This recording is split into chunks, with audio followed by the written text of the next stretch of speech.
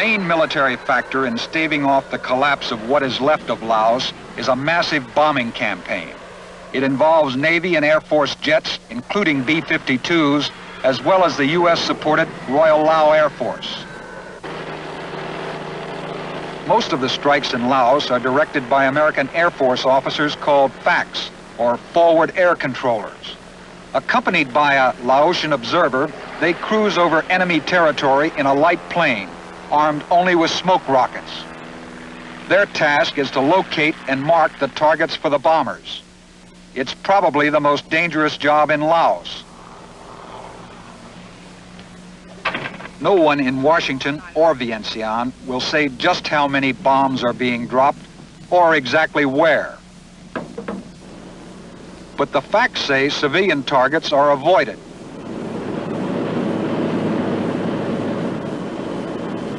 We're reasonably sure that 100% of it's on military targets. We have a system of assurances. We carry a Laotian to talk to Laotians that don't speak English, and they verify our targets. There are certain places that are just obviously unfriendly, and any of the targets, trucks, boats, supplies that we find are military targets. And such targets where civilians may live, like villages or hooches somewhere, we stay strictly away from these. Well, the North Vietnamese are pretty smart people. Knowing you're trying to avoid civilian targets, they concentrate their supply effort in a civilian-type area. What happens then? Okay, well, of course, they've got that one system, and they use it all the time. They put supplies in villages, and we can't hit it. And of course, the Laotians fly the Laotian airplanes, and there are occasions where if they deem the target is important enough, then Laotians, strictly Laotians with Americans, no American involvement whatsoever, hit targets that they consider to be of vital importance.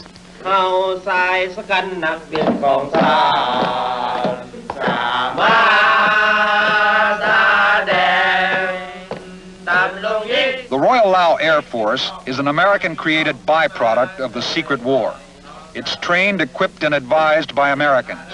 And in a country where fighting spirit is hard to find, the Air Force has become an elite force. The pride of the Air Force are these fighter-bomber pilots.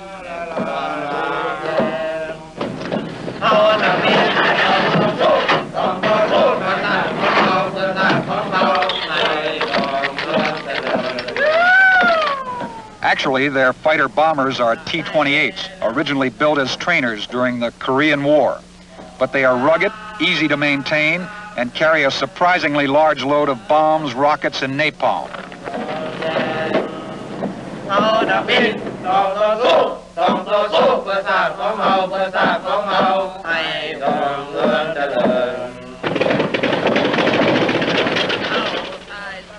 With 40 T-28s, the Lao Air Force flies up to 4,000 missions a month. The pilots quickly become veterans.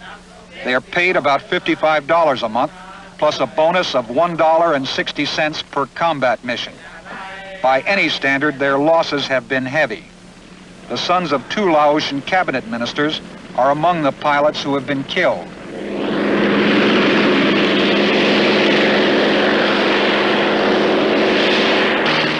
This year's enemy offensive has put new strains on the Air Force. There are more missions and more enemy anti-aircraft guns.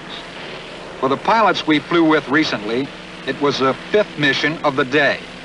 Except for a short lunch break, they had already spent 7 hours in their cockpits.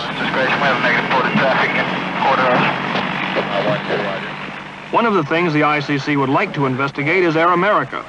It wrote to Prime Minister Savanafuma 2 years ago asking permission to do so, but has never gotten a reply. In the meantime, the ICC has gotten so hard up for cash that it's leased one of its helicopters to Air America. And Air America needs all of them it can get for its battlefield support activities of the anti-communist forces in Laos. Neutrality in Laos makes for some weird plot turns. When the Canadian delegate suggested an investigation of the Ho Chi Minh Trail, the Polish delegate said, everybody knows there's a Ho Chi Minh Trail. Why should we bother investigating it?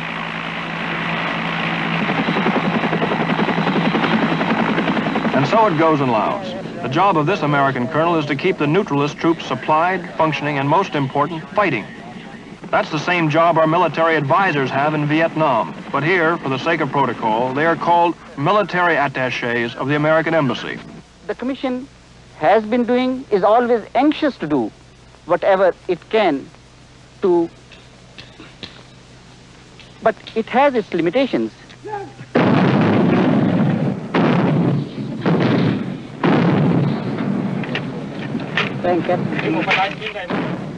A spectacular example of its limitations is the daily slugging match of artillery along the Plain of Jars between the guns of the communist North Vietnamese and the Laotians. This pile of artillery shell canisters represents the output of a single howitzer battery observing 2 weeks of Laotian-style neutrality. A day might come when we might be able to make a more effective contribution to the maintenance of peace and sovereignty and integrity, maintenance of peace in this part of the world. Right on target, right on target.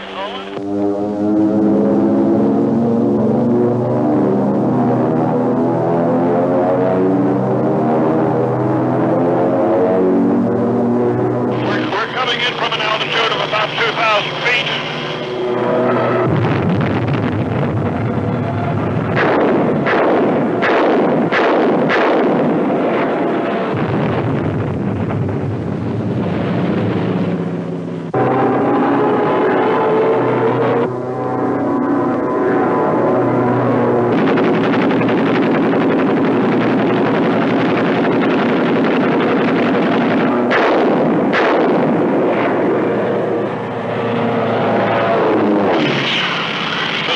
Like a cache of arms or some kind of munitions. You can tell by the secondary explosions and all the smoke coming up through the jungles.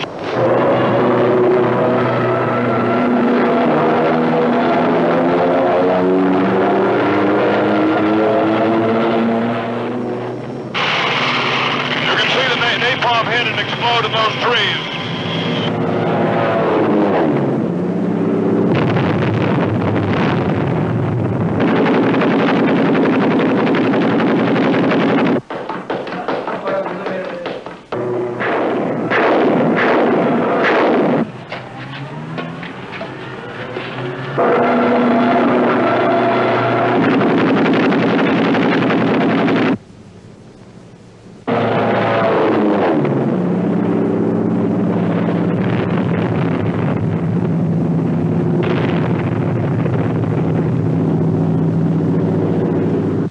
Of preserving the unity, neutrality, sovereignty, and independence of this country.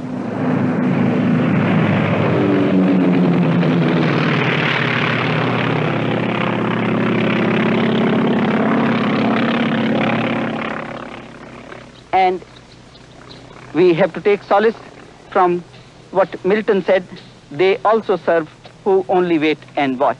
This is a wound of entrance, where the bullet went in the leg. The wound of entrance is always small, and this is the wound of exit in the thigh. So you will agree that this is not a very healthy or a satisfactory state of affairs, and I, as Secretary General for this Commission, have many anxious moments on this account. Despite the anxious moments of an entire world, the battle for Asia, from Vietnam seen here to Laos and more recently to Thailand, gets nothing but bigger. Its reality is hidden behind words, myths, and hopes. All sides fighting in Asia are signatories to various treaties and peace agreements prohibiting war. All sides insist they want peace. Perhaps that's why they're fighting so hard. Technically speaking, the war is illegal. Hostilities are technically prevented by the International Control Commission. The United Nations is also supposed to peacefully resolve differences. Each country loudly proclaims its desire for neutrality, yet a decade of aggression has violated everyone's neutrality and freedom. Repugnant as it is, force has been the sole reality in Asia. And the only really valid question seems to be this: are we, the United States, willing or able to fight communist aggression to a standstill on the mainland of Asia? One of the gunners in this armored column appears to have answered the question. He said, "We're going to make these damn people free whether they like it or not. Ted Yates, NBC News, reporting.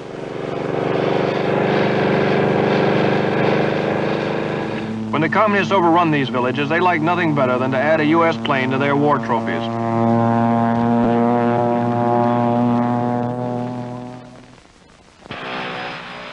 Landing facilities at the guerrilla camps in northern Laos aren't much.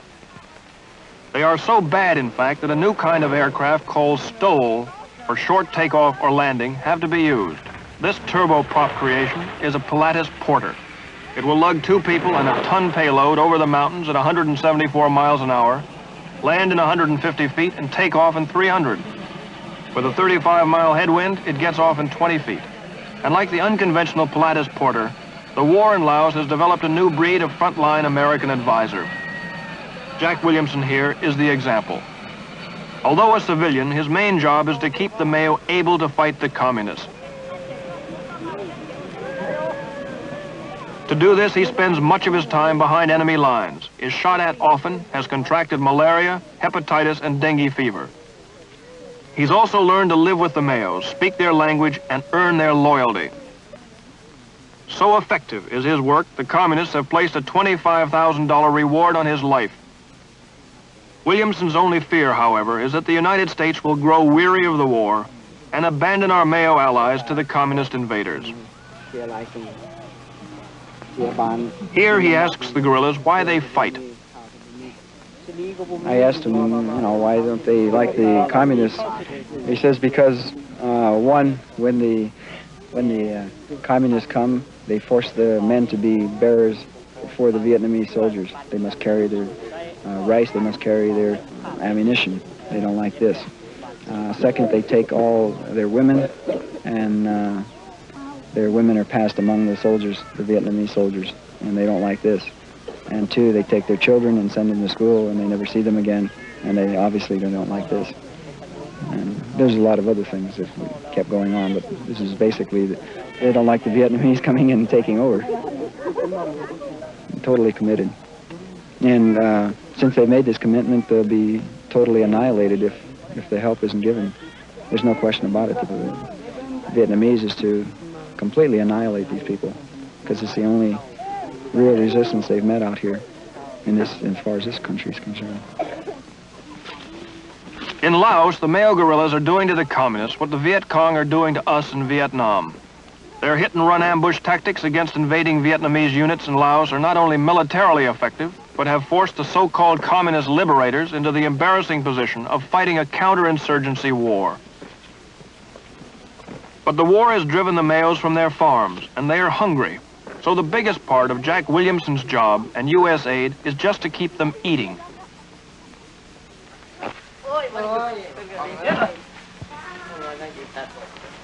The rice is from Thailand, the coolies are Chinese, the money for it all comes from America, and the job is huge.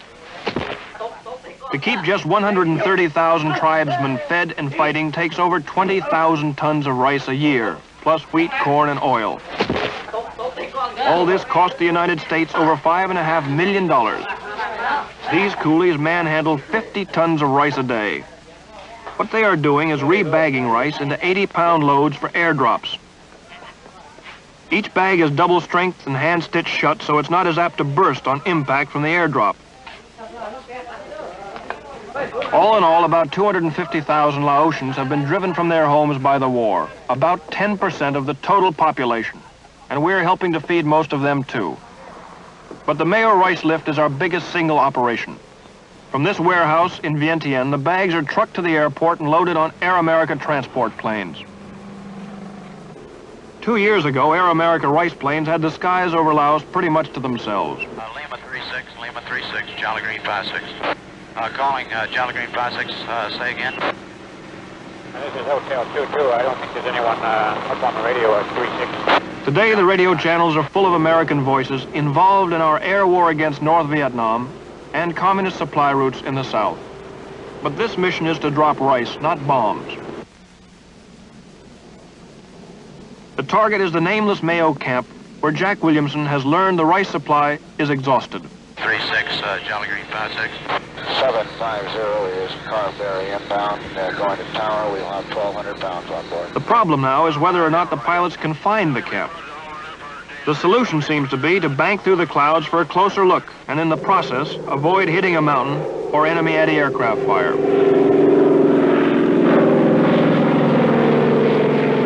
It's all rather risky in a lumbering World War II transport loaded down with 4.5 tons of rice. Through the broken monsoon storms, somehow the pilots get their bearings and grope their way toward the drop zone. In the rear of the plane, the cargo handlers have donned their wind masks.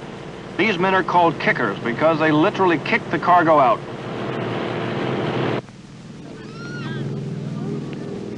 The sound of the engine brings everybody, even the pigs, scampering to the drop zone. This plane is the difference between life and death to everyone, pigs included. Its arrival means more to these people than Christmas. The pilots rely on Kentucky windage for aiming the rice drop. When they ring the bell, it means push, and out goes the first 18 bags of rice, the most basic weapon in the old and forgotten war in Laos.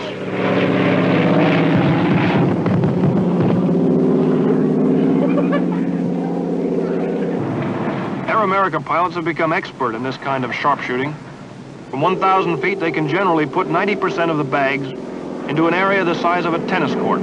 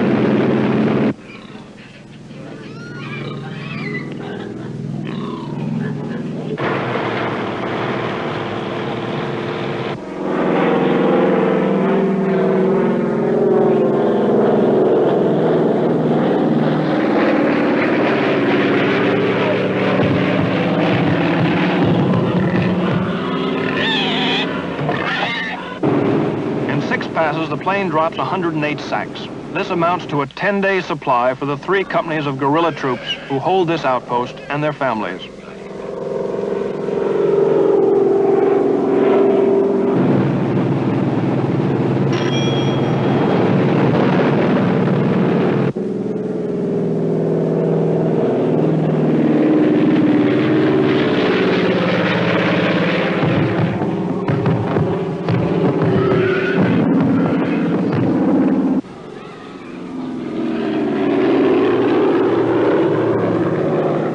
Because of bad weather, this drop was nearly a week late.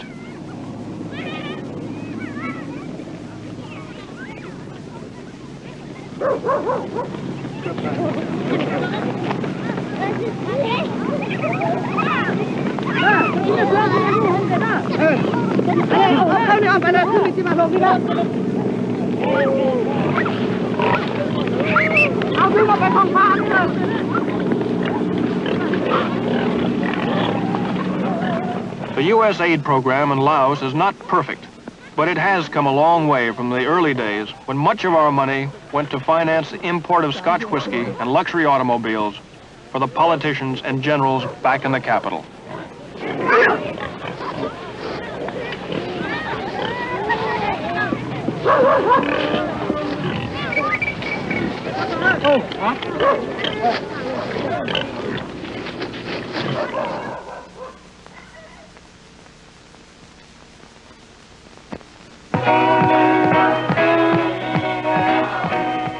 Neutral Laos has a more formal war.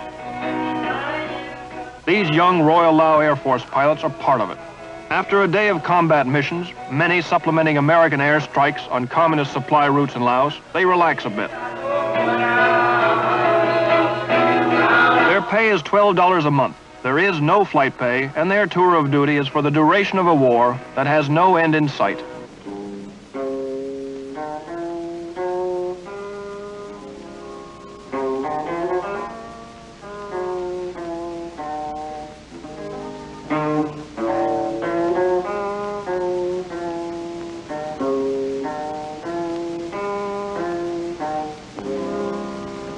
Their support is all from the United States Air Force, but like the rest of our military aid in Laos, it is given discreetly. The legitimate government of Laos has asked our help, thus our participation in the war is legal. But the pretense of Laotian neutrality is the price Prime Minister Savanaphouma extracts from us in exchange for letting us help fight his war in Laos, as well as letting us use Laos to help fight our war in Vietnam.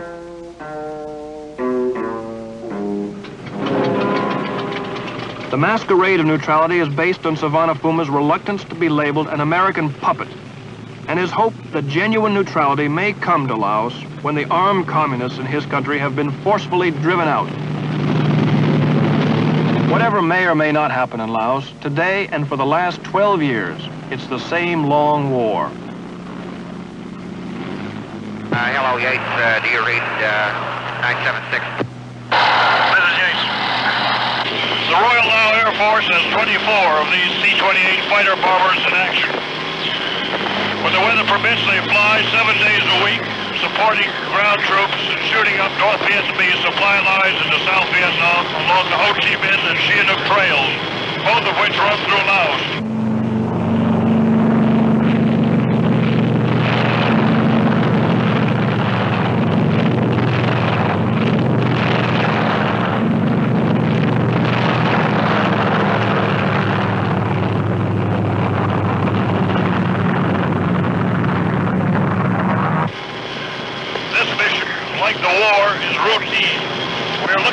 Target. That's the impersonal way of saying we're looking for someone to kill or something to destroy. Trucks, oil depots, rice stores, bridges, anything useful to the enemy fighting in South Vietnam. We are flying towards the junction of the Ho Chi Minh and Sihanouk Trail in southern Laos. To our front is Cambodia, to our left, Vietnam.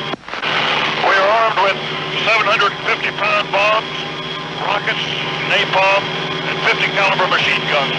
Quite a load for a Korean War vintage training plane. Much of the pilot training here is strictly on the job. These pilots range in age from 19 to 34. Many have been flying combat missions like this for 6 years.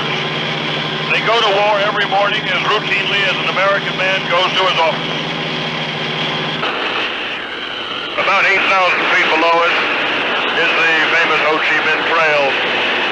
From here it doesn't look like much, but in fact it's quite an engineering feat to hack a road through these mountainous jungles. It still is one of the principal supply routes of the North Vietnamese into South Vietnam. From here it's a small red ribbon winding down these valleys. The reason we're not flying lower and closer is because of anti-aircraft positions defending the road. If you look closely, you can see where the trail has been bombed. See some bomb craters. The trail has been mostly hand-built, and you can see by the enormous cuts that have been made in the face of these cliffs the tremendous amount of work that's gone on here in 2 years. The reason the foliage on each side of the trail looks brown and dead is because it's been defoliated to make the target clear for the T-28 pilots. Meanwhile, back in the capital of Laos, the elaborate charade of maintaining neutrality is acted out. The plane belongs to the CIC, Commission Internationale du Contrôle. In English, the International Control Commission, or ICC. Gathered to see it off to Saigon in Cambodia with its cargo of vacationers and mail are members of its 3 delegations, Indians, Canadians, and Poles. Its budget in Laos is $2.2 million annually. Its job is to see to it no one violates Laos's neutrality. Since the ICC can only investigate breaches of neutrality at someone's request and by mutual agreement of the delegation, and since this seldom happens, it devotes itself to trivia. It is also going broke. China and North Vietnam quit paying their agreed-to shares back in 1963. So some of its facilities look a bit shabby.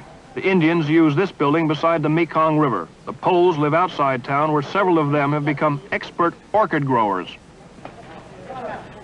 The Indians, accustomed to the heat, are more athletic. They are also intensely proud of their postal service, boasting that a letter addressed to APO 56 New Delhi gets to Laos quicker than by any other means.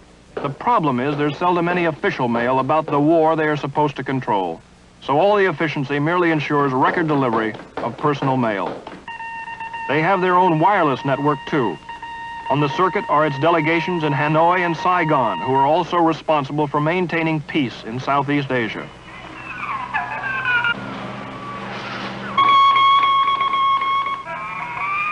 The wireless was installed so the Commission could react promptly and effectively in case of emergency, such as any outright violations of neutrality of Laos by the Vietnamese, Americans, or anyone else.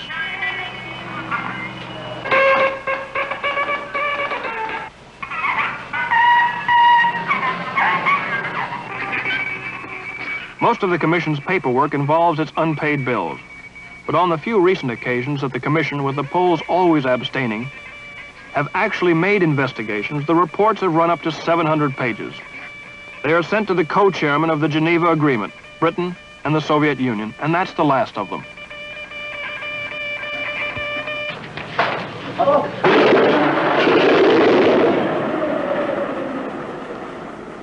Besides its own airline, which sells tickets to anyone to help pay for the gas, the ICC has its own inspection helicopters, furnished by the United States, which take about 30% of the Commission's annual budget, even though they don't inspect anything.